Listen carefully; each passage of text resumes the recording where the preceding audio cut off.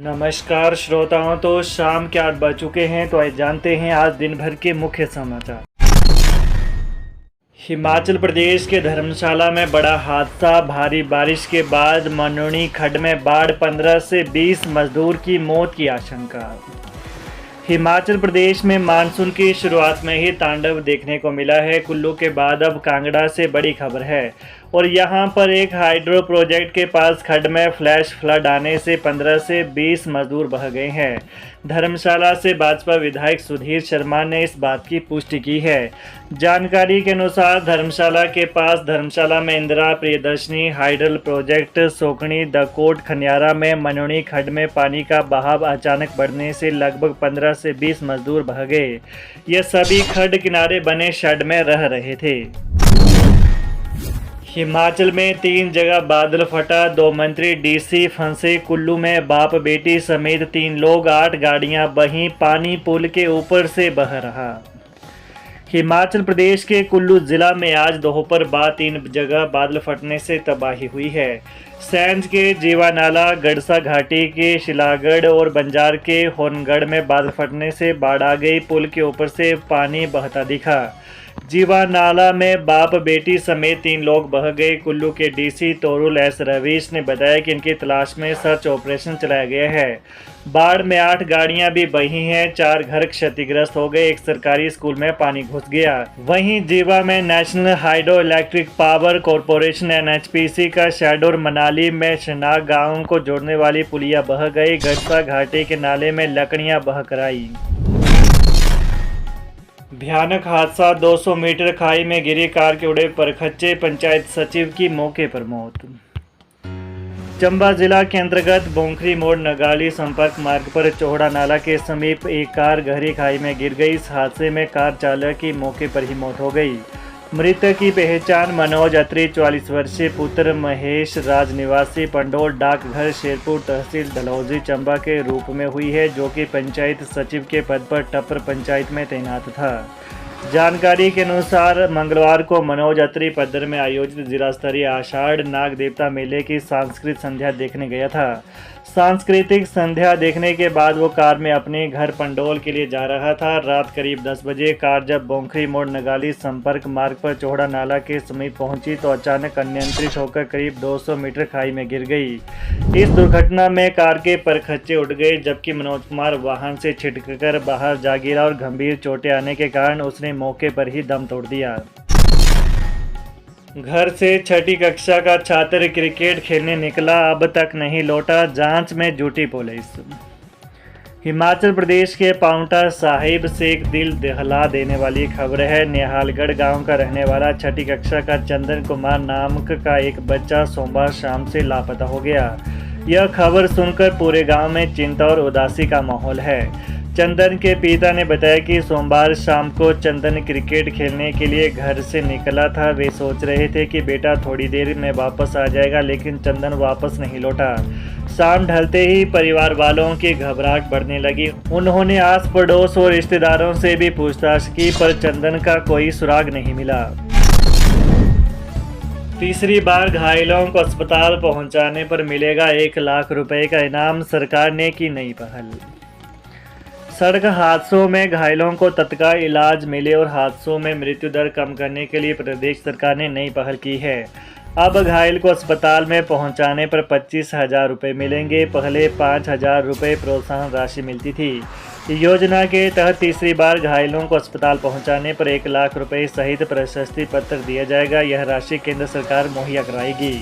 Transport road safety के तहत यह राशि उपलब्ध कराई जाएगी। सरकार ने इस नेक व्यक्ति स्कीम का नाम बदलकर अब राहवीर रख दिया है।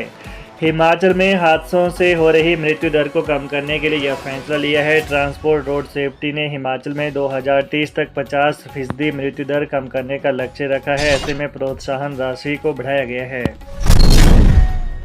सांसद कंगना रणौत बोली, आपातकाल लगाकर कांग्रेस ने घोंटा था संविधान का गला। हिमाचल प्रदेश के मंडी संसदीय क्षेत्र की सांसद कंगना रणौत ने कुल्लू जिले के कटराई में आयोजित कार्यक्रम के दौरान कहा कि कांग्रेस ने आपातकाल लाकर 1975 में संविधान का गला घोंटा था। उन्होंने कहा कि यह बात नई पीढ़ी को मालूम होनी चाहिए कि किस तरह से कांग्रेस ने देशवासियों को काले दिन दिखाए थे। सीएम ने स्वास्थ्य सेवाओं के लिए 12 इलेक्ट्रिक स्कूटरों को दिखाई झंडी, 8 जिलों में होंगे तैनात। मुख्यमंत्री सुखविंदर सिंह सुक्खू ने आज ओकओवर शिमला से 12 इलेक्ट्रिक स्कूटरों को झंडी दिखाकर रवाना किया। हिमाचल प्रदेश राज्य एड्स नियंत्रण समिति की ओर से स्वास्थ्य विभाग को प्रदान किए गए इन स्कूटरों को प्रदेश के 8 जिलों में तैनात किया जाएगा। सरकार की इस पहल का उद्देश्य घर द्वार के निकट HIV, STI, TB और हेपेटाइटिस से ग्रस्त मरीजों को दवाइयाँ, जाँच और परामर्श की बेहतर सुविधा उपलब्ध करवाना है। प्रदेश में कोई भी व्यक्ति बेहतर उपचार सुविधा से वंचित न रहे, इसके दृष्टिगत हिमाचल में पहली बार इस तरह का समर्पित प्रयास किया गया है। सरकार के इस संवेदनशील निर्णय से इन बीमारी से ग्रस्त मरीजों को बेहतर स्वास्थ्य सेवाएं उपलब्ध होंगी और उन्हें दवाई की उपलब्धता सुनिश्चित की जाएगी, जिससे वे स्वस्थ जीवन व्यतीत कर सकें। सीएम सुक्खू बोले, प्रतिभा के अध्यक्ष बने रहने से कोई दिक्कत नहीं, मंत्रिमंडल का विस्तार भी जल्द। मुख्यमंत्री सुखविंदर सिंह सुक्खू ने कहा कि बतौर कांग्रेस अध्यक्ष प्रतिभा सिंह ने संगठन में अच्छा काम किया है। अगर अध्यक्ष के पद पर प्रतिभा सिंह ही बनी रहती हैं तो उन्हें कोई दिक्कत नहीं है। मुख्यमंत्री सुक्खू ने यह बात ठीक ऐसे समय में कही है जब प्रतिभा सिंह को हटाकर नए अध्यक्ष को बनाए जाने की चर्चाओं ने जोर पकड़ा है। सुक्खू ने कहा कि वो तो सरकार में है, संगठन में प्रतिभा सिंह का काम अच्छा है।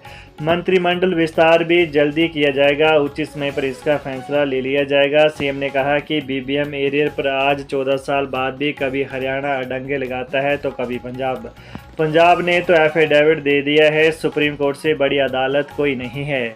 वहीं कहा कि किसाऊ बांध बनाने के लिए सहमति बनी है, जब उसका पूरा पैसा भारत सरकार 90-10 के हिसाब से दे। जिन्हें पानी चाहिए उनको तो भारत सरकार से दे रही है। हिमाचल को कहा जा रहा है कि बिजली पैदा करने का पैसा खुद दे, ये तो न्याय उचित नहीं है। हरियाणा सरकार सुप्रीम कोर्ट में हल्फनामा दे, हम किसाऊ बांध पर आगे बढ़ेंगे। BBMB प्रोजेक्टों में 12% रॉयल्टी हिमाचल सरकार को मिलनी है। सीएम ने कहा कि जब BBMB बना तो प्रदेश पंजाब का अंग हुआ करता था, फ्री पावर रॉयल्टी हिमाचल को नहीं दी जा रही है। यह राष्ट्रीय नीति है। BBMB हिमाचल प्रदेश में बना, लोगों को राजस्थान में पट्टे नहीं मिले, आज तक अधिकार नहीं बने, पूरा बिलासपुर उजड़ गया। यह जनता के अधिकारों की लड़ाई है। पेंशन भोगियों के लिए जरूरी खबर, 30 सितंबर से पहले कर ले यह आवश्यक काम। हिमाचल प्रदेश कोष नियमावली एवं वित्त विभाग द्वारा जारी निर्देशों के तहत राज्य के सभी पेंशन भोगियों को वर्ष 2025-26 के लिए अपना जीवन प्रमाण पत्र आवश्यक दस्तावेजों सहित 1 जुलाई 2025 से 30 सितंबर 2025 के मध्य अनिवार्य रूप से जमा करवाने के लिए कहा गया है। वहीं यह सुनिश्चित करें, जीवन प्रमाण पत्र विभाग की वेबसाइट himcoast.hp.nic.in से डाउनलोड किया जा सकता है, जिसे भरकर संबंधित पटवारी, पंचायत सचिव, बैंक मैनेजर तथा हिमाचल प्रदेश सरकार के किसी भी राजपत्रित अधिकारी से सत्यापित करवाकर किसी भी कोषागार कार्यालय में जमा करवाया जा सकता है। तो ये रही दिन भर की विशेष खबरें। ताज़ा खबरों को जानने के लिए चैनल को सब्सक्राइब करें। धन्यवाद।